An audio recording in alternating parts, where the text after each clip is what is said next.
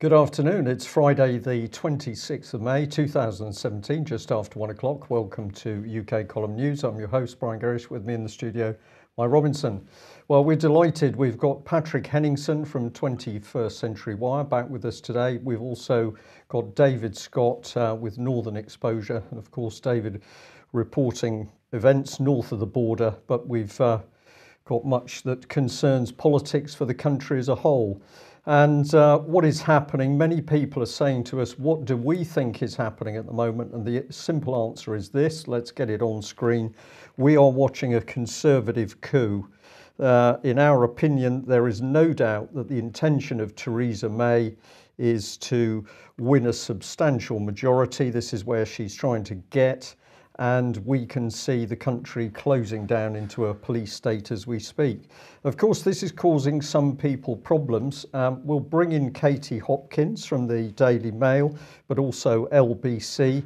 She's been a naughty girl because as events in the country become more unpredictable, so have her tweets, and some pretty unpleasant stuff coming out from her. This is from the Evening Standard, a little video clip. Explosion in France, shooting at a German hospital, knife attack in London, and Ramadan has not yet begun. Without food, these sods get nasty. This is pretty nasty stuff coming out of a mainstream journalist. I think this lady is in a state of cognitive dissonance. Well, I have to say, it's a bit extreme to call her a journalist, though. Okay, but nevertheless, she's getting those articles in what is supposed to be mainstream press. Yeah. Sadiq's prayers are with a knifeman at this difficult time. He's cut his hand. Ambulance staff are administering a halal plaster. And this one, I think you'll be interested in, Mike, because we've got basically, sorry, having trouble with the distance here, Malaki Swaik, thank you. Elected VP of Exeter Students Guild. Saudi has big plans for your city. Stop the takeover. Okay. Now, I thought that was very interesting because I'm being critical, but I'm also going to say I think this lady is being disturbed by starting to understand something of what's going on. But this is the one that's done she'd put out 22 dead, number rising. Schofield, don't you even dare. Do not be part of the problem. We need a final solution. Hashtag should be Manchester there. So this is pretty dark stuff. And I'll just bring in this because she came out with this comment. What planet are we on when in the face of all these red flags, our leaders allow such deeply suspicious characters back into Britain and then expect us to swallow their lies that we will not give in to terror? And I had to put at the bottom there, Katie, please wake up. Once you know they lie, they can lie about anything, including Westminster child abuse and the war on terror itself. I think this lady's having some sort of, it's cognitive dissonance. She's beginning to see the reality. She knows the politicians are lying, but she can't quite work out they've been lying about everything. Yeah. Okay, well, we're going to talk a bit about what was going on yesterday in Brussels at NATO.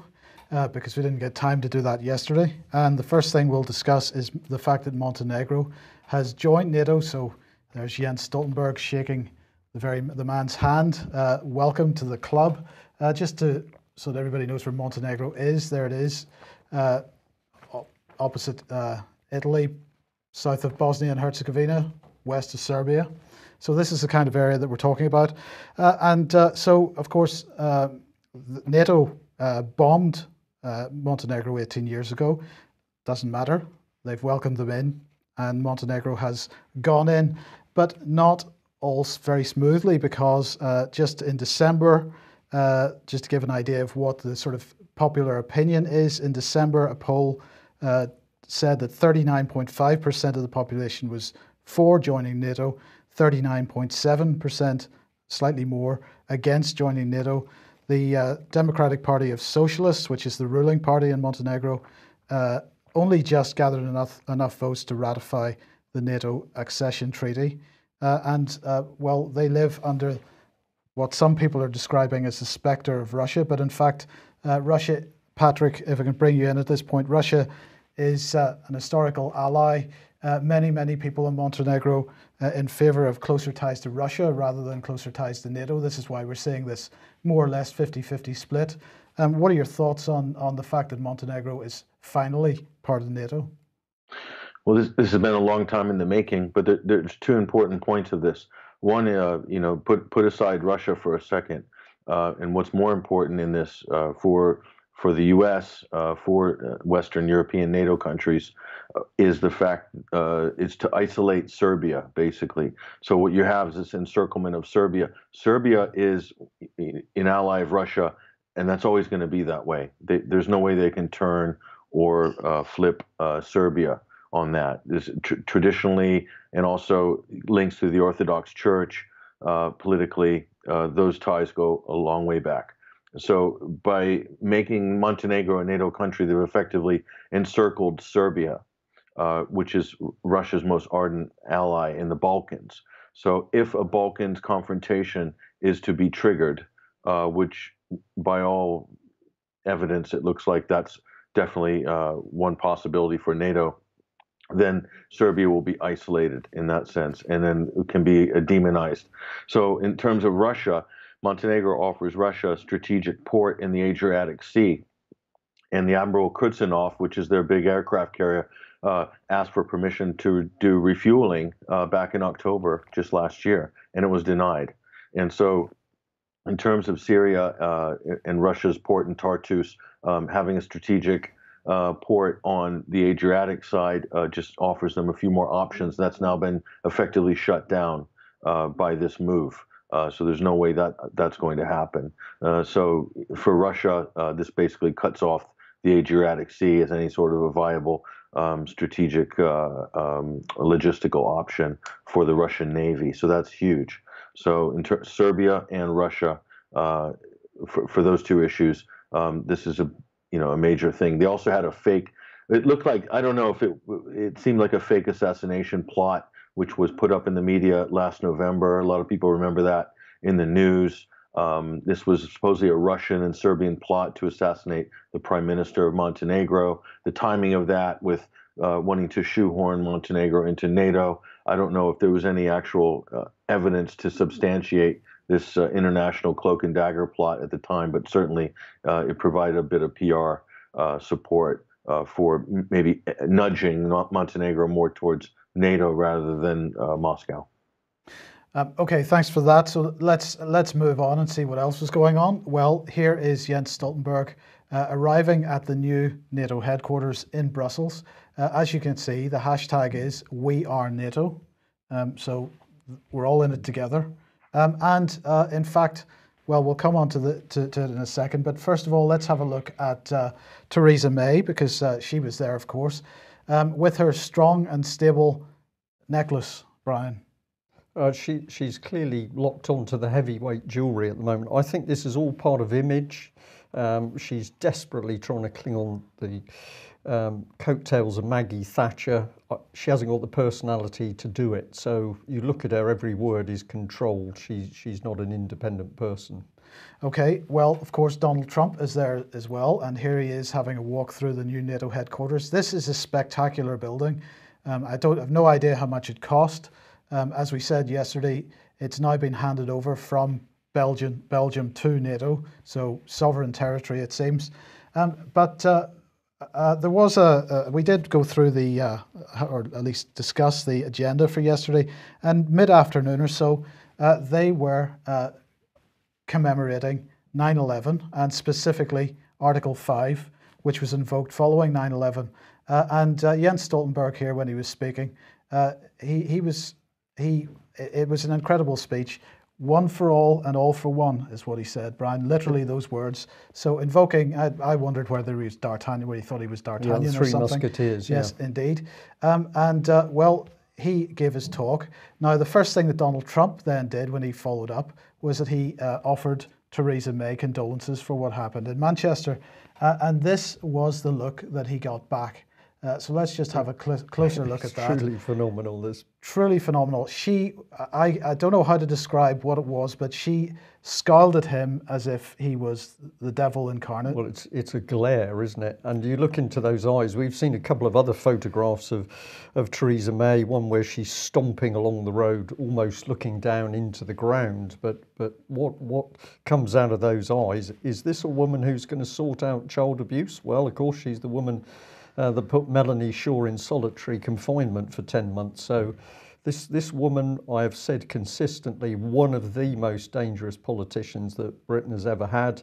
And of course, as Home Secretary, she has been the lead to build this vast British state spying apparatus.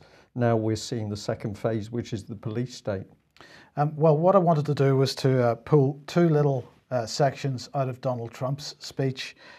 So let's listen to the first one, and then we'll ask Patrick and David for comment. This call for driving out terrorism is a message I took to a historic gathering of Arab and Muslim leaders across the region, hosted by Saudi Arabia. There I spent much time with King Solomon, a wise man who wants to see things get much better rapidly. The leaders of the Middle East have agreed at this unprecedented meeting to stop funding the radical ideology that leads to this horrible terrorism. Patrick, what did he just say?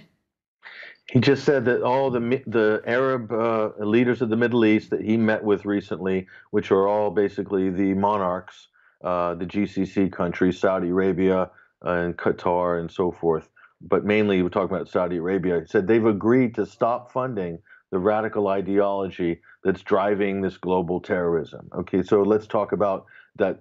Saudi Arabia is funding of mosques, radical clerics being dispatched to each and every country, all the satellite TV channels that they have, which they fund, which spreads the radical ideology, which provides the propaganda support for people like al-Nusra, like ISIS, Ahrar al-Sham, and all these groups that are masquerading as rebels in Syria at the moment. So Trump's basically admitted it, that they're funding this, and effectively funding terrorism. He didn't go that far as to say terrorism, but yet he's meeting with them and giving them first state status, favored nation status above other countries. And meanwhile, also, Britain and the U.S. turning a tidy profit, selling arms to these people. So they're the cause of terrorism. And this is after all the rhetoric that Iran is the #1 state sponsor of terror in the world, this kind of hollow talking point that just keeps getting repeated ad nauseum in Washington over and over again, which means nothing. And here we have the president himself admitting Saudi and its ilk are basically behind this problem. So this should be seized upon by the media. This should be headline story.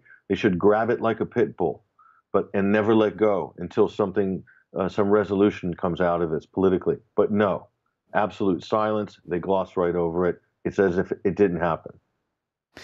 David, have you any thoughts on what Trump has just said, and in fact on the Saudi visit in general? Well, it's a remarkable admission, and it was. It's very striking that it ties in with what we're seeing on the ground in Britain. I was speaking to one of my friends from the Glasgow Pakistani community, and what he's saying is they are very worried. They're seeing their children becoming ever more radical. They're seeing the integration that his generation expected to run forward, going rapidly in reverse. Their children are becoming radical. Their children are becoming isolated from the society in which they live. And one of the drivers of this is the mosques. And he's explaining to me how that operates, because the mosques receive funding for building construction from, amongst other places, Saudi Arabia, from the very people that Donald Trump was talking about. And the terms and conditions apply. Like all gifts, terms and conditions apply. And one of the terms and conditions is, well, the preacher that you get in the mosque is Saudi approved. He's not Scottish, he's not British, he's not got any link to this country or to the Pakistani community in it. But he comes in and preaches a very hardline Wahhabist brand of Islam, endorsed and funded by Saudi Arabia. So we are seeing this in Britain, on our streets, in our communities. And here's Donald Trump confirming it. And if I can just add to that, David, because we've had, obviously you and I have had discussions about this, but the original information came into us separately. We have also had this type of report, and of course it's not only Saudi money, it's money from Qatar, is mentioned especially, but you take the money, you build the mosque, then in comes a very different imam from the one that people are used to. And there are many very, very good researchers who have been looking into this angle and making very detailed, accurate reports, some of which have been sent through to Britain's police forces, and the result has been complete and utter silence. So there's something extremely strange going on, that we've got the President of the United States now spilling the beans that Saudi has been funding and driving this radical behaviour. Clearly, if he knows about it, British intelligence knows about it. But when people warn that something's coming, later, in a few minutes, we're going to be talking about Manchester. When people warn the intelligence authorities this is happening, they take no action. This is either gross incompetence, or we are seeing the intelligence services somehow involved with the creation of terror. Brian, can I add something quickly to that? Yes. Yeah, if you look at the case of Abu Hamza in the Finsbury Park Mosque, and also Amjad Chowdhury and Abu Qatada, these high-profile so-called radical clerics that sort of dominate the tabloids over the last sort of 10, 15 years, okay? Multiple journalists, multiple articles, you can go search online. Journalists have found or made links between these preachers to the intelligence services, to the security services, and accusations have been made that Hamza and Chowdhury acting as informants, basically. So whatever their role is, clearly there is some communication with the state or with the security services. On what proviso, we don't know, because it's classified or probably shielded under official secrets or so forth. But so there is a connection there. It's already been established by a number of journalists, including some British journalists as well. But those also have been denied by the security service, by the police or MI5. I'm not sure which agency, but official denials have been made, even though clear links seem to be established. So I think this is an area of investigation. I think that's very under-investigated, and I think through that investigation we might learn and might find a lot more insight into really what's driving this so-called wave of radicalization in Britain and in Europe as well. Okay, well, let's listen to some more of Donald and see what he had to say. I have been very, very direct with Secretary Stoltenberg and members of the alliance in saying that NATO members must finally contribute their fair share and meet their financial obligations. But 23 of the 28 member nations are still not paying what they should be paying and what they are supposed to be paying for their defense. This is not fair to the people and taxpayers of the United States. And many of these nations owe massive amounts of money from past years and not paying in those past years. Over the last 8 years, the United States spent more on defense than all other NATO countries combined. If all NATO members had spent just 2% of their GDP on defense last year, we would have had another $119 billion for our collective defense and for the financing of additional NATO reserves. So, Patrick, two things of note there. First of all, Macron and the Ukrainian, can't remember his name, sniggering to each other. Clearly, no respect there. But has Donald Trump been spending too much time amongst the New York mafia? Because that sounded like a protection racket he was proposing. You're not paying us enough. We pay in more than the rest of you put together. Pay up or else. Yeah, you have to contribute 2% of your GDP into this protection racket.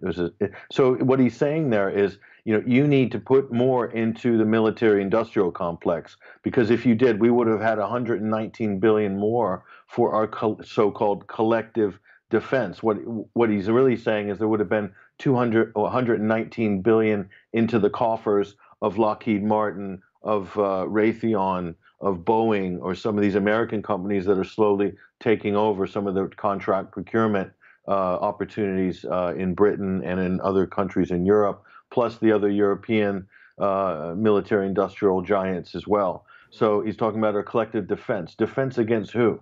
Who's threatening to invade Europe? Who's threatening to invade? It's not Russia. Russia's not threatening to invade Eastern Europe. Okay, what we do see is NATO moving eastward to encircle Russia. That's undeniable.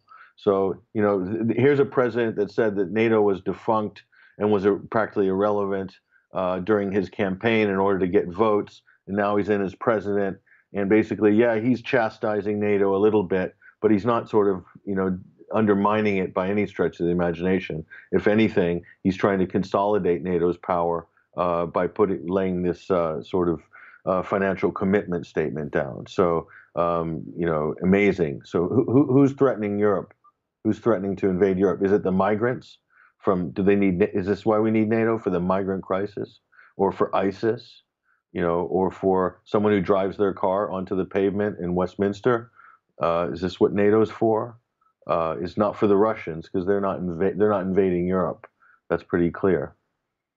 Absolutely. Well, look, I wanted to just give an impression of the scale of this is just the entrance way to this building. It is spectacular, and they have on the right hand side the memorial to 9/11 there, and there's another memorial to the Berlin Wall on the left hand side.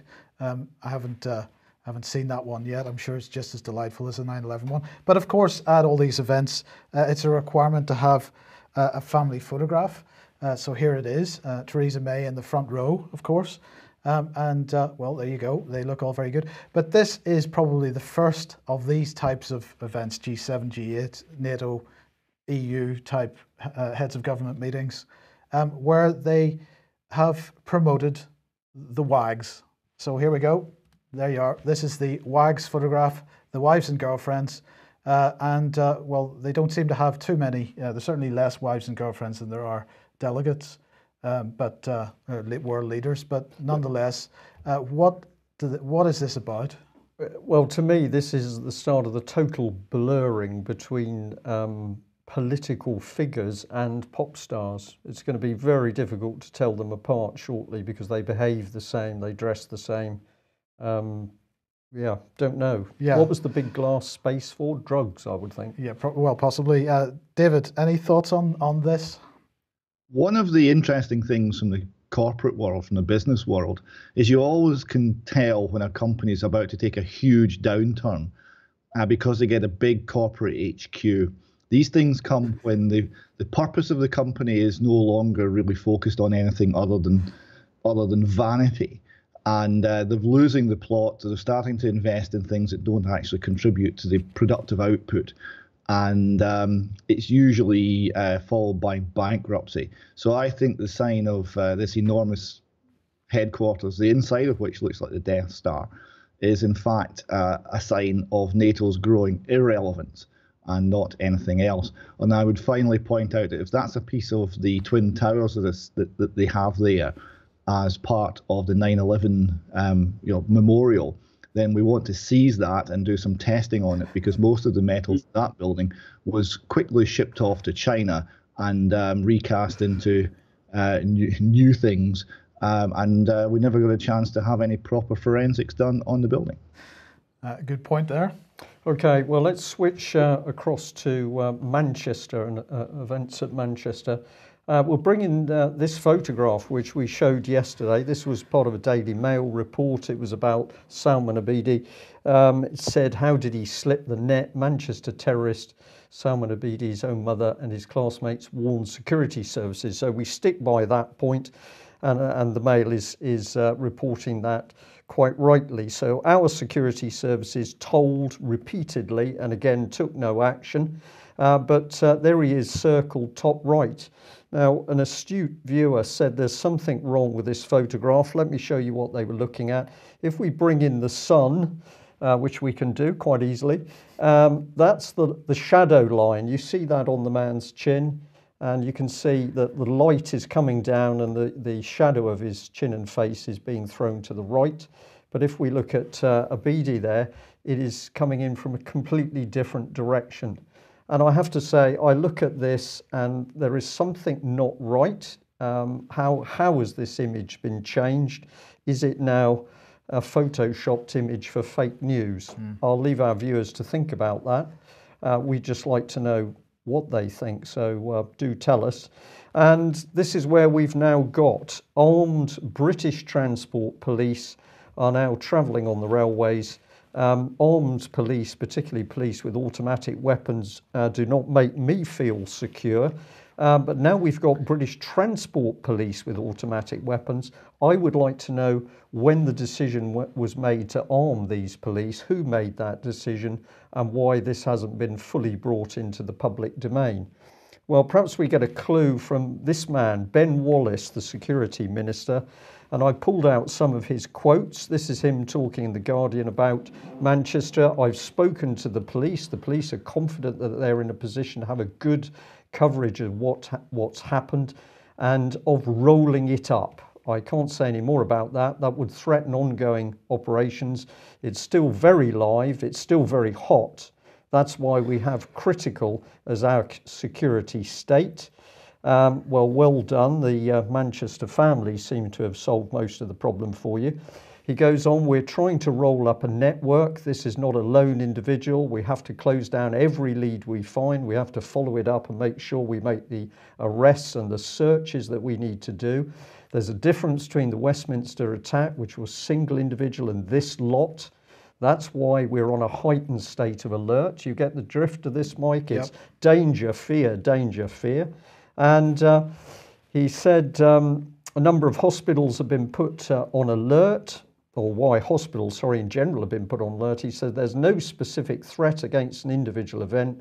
When we go to critical, we make sure everyone is on standby. And he also confirmed there are apparently 500 active counter-terrorist investigations and about 3,000 individuals on a watch list of terrorist suspects. So according to this man, the country is in imminent danger.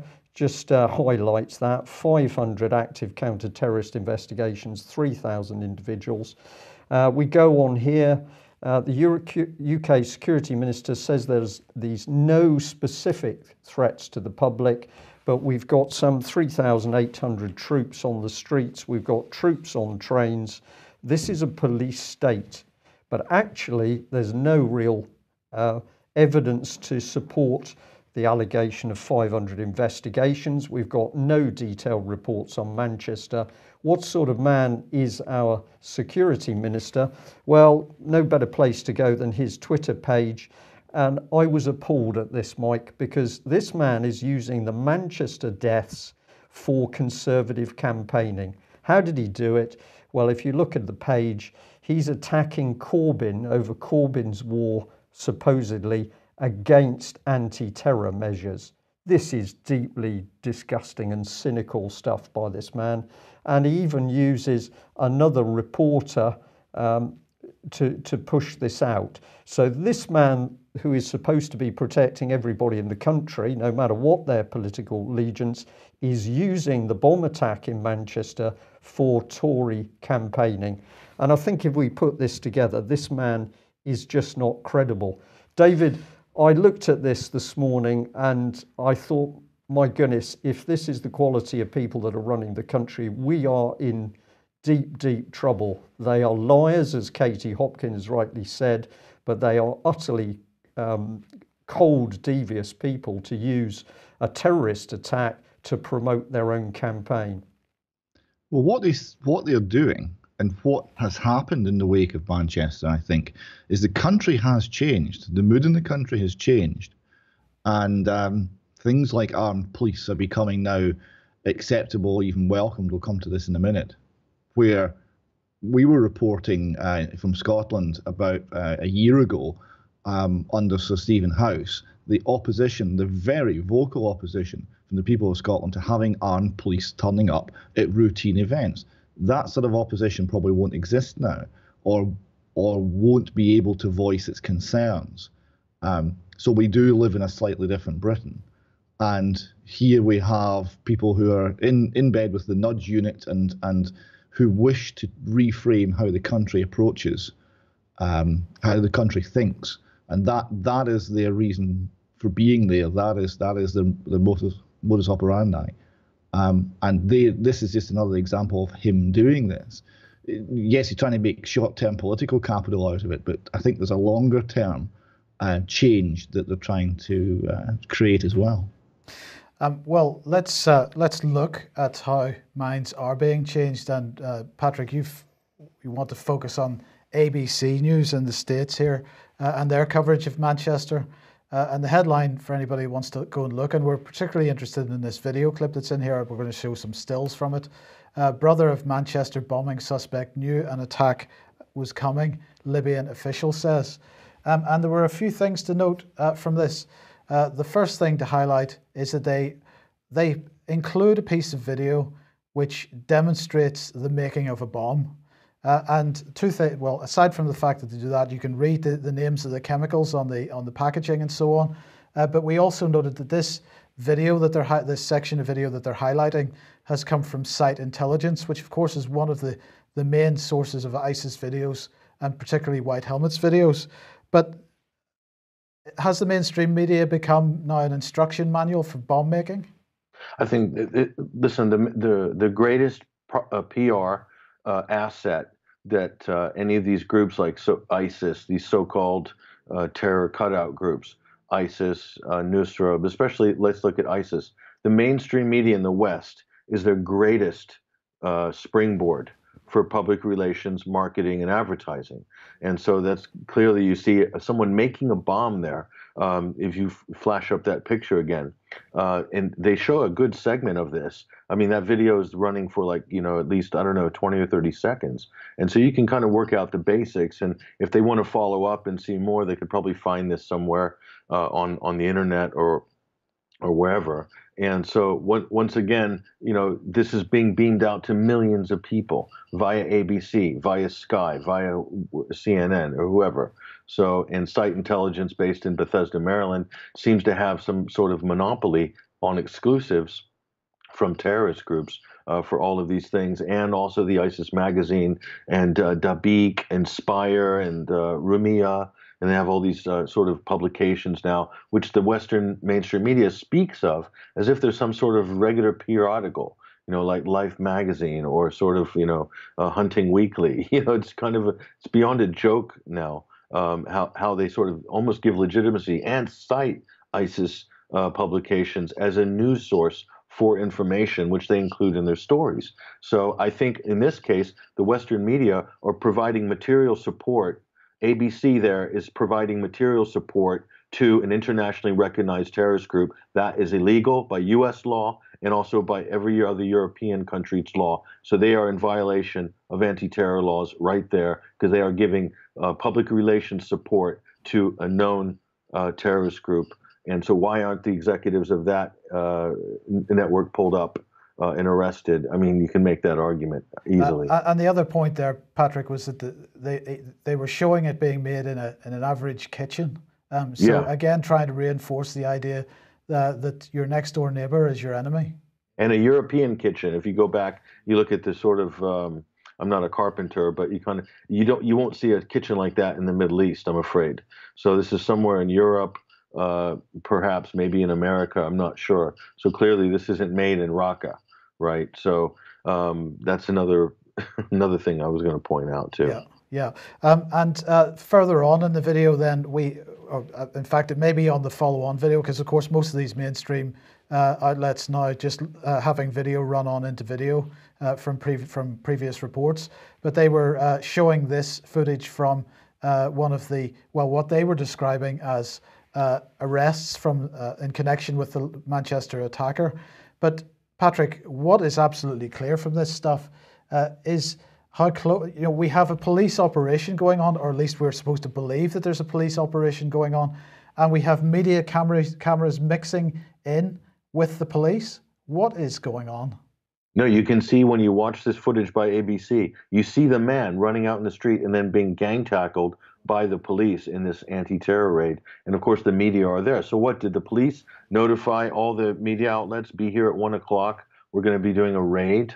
So the thing is happening in real time, but there's at least a half a dozen, if not more, mainstream media organizations there present with their sort of full crews. And here you have even a presenter just basically posing in front of the scene, explaining the action behind him. It's ridiculous. So you're meant to think this is a real terror raid. What, did the police invite the full press corps before they actually, take the door off of one of these flats to make this so-called terror bust? I mean, normal person would look at this and say how ridiculous this is. But for a lot of people, I don't see anybody really, going after these people in this. It's kind of, I don't know, I'm scratching my head right now. Is it fair to call this fake news? Yeah, we can call it definitely staged news. Yeah, staged news. Fake news, I don't, maybe, but certainly staged for the camera. This is a media production. So this is a controlled media production. Everything around this event in Manchester is heavily controlled and heavily produced.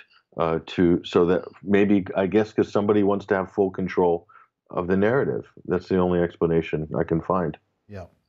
Well, let's look at how the narrative is being controlled on social media then. And David, a number of tweets here from various people. At AS Police, from the bottom of my heart, thank you for everything you do and risking your lives to protect ours. And we have two images of a young lady posing with, or for a selfie with, two armed police officers. And in the next example we have here, at AS Police, saying hi to the officers on a very warm day in WSM, and a child with two different armed police. And so it goes on. A third one here. This one came from Avon and Somerset Police themselves, saying, if you see our firearms officers out and about today, give us a wave or stop us for a chat. Don't forget to tag us in your pics. And so what that last line, David, demonstrates that what they want is social media bombarded with these images of the nice, friendly, armed police officers who are there to give you hugs and kisses and not shoot you in the head. Isn't it just so striking? I mean, this is a PR campaign. 2 years ago, we were looking at multiple complaints to police over the introduction of armed police into Scotland. It was one of the 3 or 4 huge controversies that caused Chief Constable Sir Stephen House to resign. And here we see a police force now within the United Kingdom. It's almost laughable, with militarized police, with the uniform emblazoned with fake color, all black Union flags, and carrying very heavy duty assault rifles, smiling with the children. It's one of those things where words virtually fail me. But what we're seeing is most certainly a change to what we are able to accept in this country. Those people walking down that street a week ago would not have been tolerated by the people round about. And today we're smiling and taking selfies. David, this is a coup. This is a Conservative Party coup, driven by a few individuals behind closed door, but it's being put across in the velvet glove. It's being sold to the public. This is a massive propaganda operation to get people to feel that armed police, which they never voted for, was never debated in Parliament, to get people to feel that they need these police and to feel safe as a result of the police. But when the next screw turns, as it will, if this nation is stupid enough to vote in Theresa May, these will be the very people used to kick in your door because you haven't paid a parking fine, or you haven't paid your mortgage, or you haven't paid your council tax. This is well down the route to a dictatorship in UK, and I'm going to say people need to wake up pretty quickly to what Theresa May is trying to do here on the back of the Manchester events. Just briefly, Pat, before we move on, any thoughts? I think it's interesting because everyone in Britain talking about and in the wake of Brexit, how we're different than Europe. We don't want to be like Europe. And if you go to Europe, this sort of gendarmerie style heavy assault rifle police or military presence on the streets in France or in Italy or some countries, that's normal. It's part and parcel of life in continental Europe. And how they're transferring this exact same system here in Great Britain. So really, Britain's becoming more like continental Europe every day now, it seems. And I don't see anybody, who are on the sort of the Brexit side of the cultural argument, making this observation, or are they? I haven't seen it yet, but I find that very interesting. Yeah. Okay. Obviously, former policeman. Speaks very well about what policing by consent really means. I don't find his views reflected in Police Scotland or the police management at high level in this country. Oh. But when someone is armed that heavily, if policing by consent had any meaning at all a week or two ago, I think it is less now. Yeah. Just to interject 2 seconds, and of course the other thing we need to remember is that the troops that have gone into the London area are now under the control of Cressida Dick, common purpose guru, the woman who completely messed up the de Menezes operation. Somebody dies. They now put that same incompetent woman in charge of armed troops on the streets. This is common sense on its head. It's deliberate. Okay, let's move on. David, Gilad Atzmon.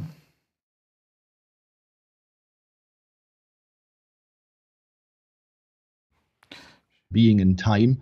It's subtitled A Post-Political Manifesto, and it looks at a great variety of the things, of the forces, of the movements that led us to the dystopian world that we now see, where nothing seems to work. A fascinating book, a fascinating man. Our first meeting is in Newcastle on Monday, 7:30 at the Cluny, which is a music venue. There will also be music. There's going to be some jazz there as well. Gilad, as you know, is a wonderful saxophonist. And the second one is at Edinburgh in a radical bookshop called The Lighthouse. And then we are next on Thursday down in Plymouth with you, Mike. In the George, yes. In okay. the George. So I encourage people to get along to one of those events, and there will be one or two more as well, which we'll let you know when they're arranged, which will cover the Midlands. I think Oxford and Birmingham are looking likely for venues as well, possibly one in London on the 5th of June. Okay, super. Now, a bit of good news then about the Dohertys. Yes, this is a photograph someone took from the last time we met up with the Dohertys, which was last weekend. We put the word out through the UK column on Thursday for people in the area to turn up and show some support. So we got an excellent turnout. We had a lot of people who have long supported the Dohertys and other cases which need public exposure, such as the Holly Gregg case. Came along to welcome them back to Scotland, show them some love, giving them some support. We had a whip round which raised £300, which will keep them eating for a little while. And then we went off for a meal, which is the image you see here. And there was a lot of laughter, a lot of smiles, a lot of care and love being shown to this family. So it was a lovely day, and it certainly did my heart good, and I know it did them good too. For the benefit of Police Service Northern Ireland, who does own the copyright to that particular image? That was taken by a YouTuber called Wildcat, a YouTuber and Twitter person called Wildcat. So it is her copyright. So we have permission to use it, but Police Service of Northern Ireland, you don't. Good stuff. Okay, what's next? Darry, policing secrets. Now, you mentioned earlier, Brian, about how decisions are being made regarding such things as arming the transport police, and they're not being made in the public domain. They're being made behind closed doors. Well, what we're seeing here in this next story is a little bit of an explanation as to how and why. Now, the lady you see here is Moya Ali. Now, Moya Ali has got a very high reputation amongst people who want governance to be better. She's done several good things. She supported Robert Greene when she was judicial complaints reviewer, and she did that job very well, and she got a very high reputation amongst people who feel that the justice system has let them down by how she conducted herself there. And she then found herself on the Scottish Police Authority. Now, this is the governing body, or the oversight body, which ensures that the unitary Police Scotland, there can be only one, remember, is doing its job and is respecting public rights and is conducting itself properly. So she was on that board, and she raised, for example, the issue of consensual searches, where police were stopping young people who were below the age of being able to enter into a contract with anybody, and in situations where the police had no right to search them, were persuading these young people to voluntarily consent to being searched. So she raised this, and she was successful in changing Police Scotland policy. So you see someone who's being effective in that oversight role. Well, can you imagine how that went for her? She was forced to resign earlier this year, and she was bullied by the head of the Scottish Police Authority. This man, Andrew Flanagan. Now, he called her a one-trick diversity pony. So here you have someone who is not ethnically Scottish and female. That's presumably what he was referring to there. But is in post because of her excellent track record and undoubted ability. And he turns around, he's chair of this organisation, and calls her, amongst other things, a one-trick diversity pony. So she felt that she had no option other than to resign. And this was because she was speaking out over the issue of openness. The issue here was that meetings were being held in secret. Meetings to respond to government calls for open governance in the Scottish Police Authority were being held in secret to discuss the open governance. Meetings were being held before scheduled meetings so that anything controversial could be discussed in private without minutes or records being kept. And other actions were along such lines as the public and other organisations would only be informed of what was in these, what was going on in the public meetings a very short time before the meetings took place. They'd be swamped with documents so that meaningful debate and meaningful comment couldn't be made. And it would appear that any form of dissent or speaking out was prohibited, because this is why Moya Ali was forced to resign. She was speaking out on the secret meetings, on the secret governance, on the lack of openness, and she was told that speaking out and airing her views in public was a resigning matter. She was told to go. So Flanagan then came under pressure but refused to resign, and various news outlets saying that the Scottish Parliament Committee looking at this had no confidence in Flanagan, but he still hasn't gone. He's still there. He's still hanging on. His coat's on a very sugary peg, as we say in Scotland, but he's still there. He was actually, you know it's bad when a member of the SNP tells you you're running your organisation like it's the Kremlin. That was the word that was selected, and it was quite well selected. The committee has decided they have no confidence in him. But no, he's still in post. He is carefully considering the report at the moment. I'd be surprised if he lasts a week. And you just wanted to highlight this video? Yeah, this video here, if people can look this out, it's It's excellent. It's about half an hour, 40 minutes of Andrew Flanagan getting roasted over the secrecy and the lack of transparency of how he's running this committee. Specifically, he kept from the committee a very critical letter from the Chief Constable. He didn't circulate this, and it was essentially suppressed, and the committee really didn't miss him and hit the wall over that subject. Now, Andrew Flanagan, if we could perhaps just before we leave the subject, mention that he has been, when he took this post, he came from the NSPCC. He was former head of the NSPCC.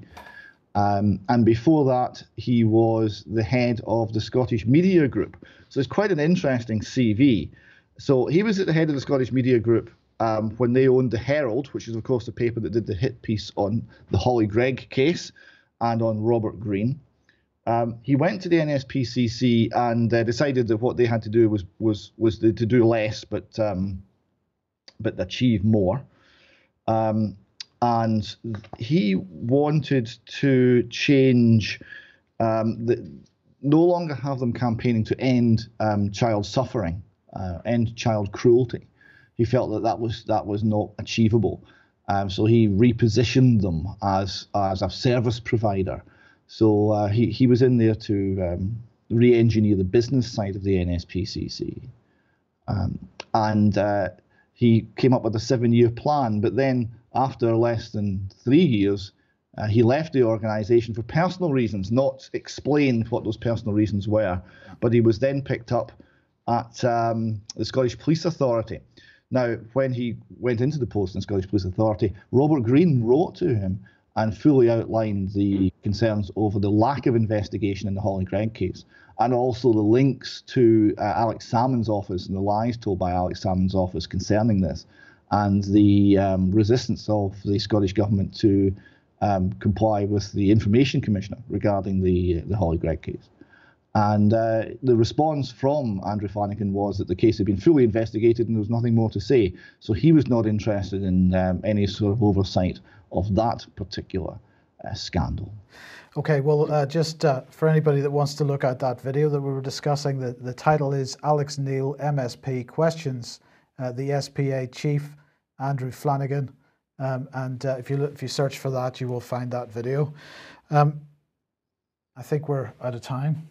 We are. We'll just very quickly just put one on screen because this is very important. If I can jump through, bear with me. Last night in Penzance was a talk that was put on by the local Penzance Truth Group, very good group of people. Robbie there is the man at the front of the room on the left giving a talk about the money supply system and banking fraud, about 35 people in the room altogether. And of course, this is wonderful because it shows that any of us as individuals can make the effort to do something. You may be confident enough to stand up and give a talk, but if not, can you write a letter? Can you ring your MP? Can you get into the hustings? Can you challenge the mainstream journalists who are clearly not telling the truth? All of these things are important, and we need to do this with some urgency because the Conservatives under Theresa May are attempting to produce a Conservative coup. If you're old Labour, you should be deeply concerned. If you're Lib Dem, you should be concerned. The priority, it appears to us at the moment, is to stop Theresa May's plan for just a Tory dictatorship. Can't say any more than that. David and Patrick, thanks very much for joining us. We will be back on Tuesday at the same time. Do enjoy the weekend, but be active, do something. Action conquers fear. Thanks for joining us. Bye-bye. Bye-bye.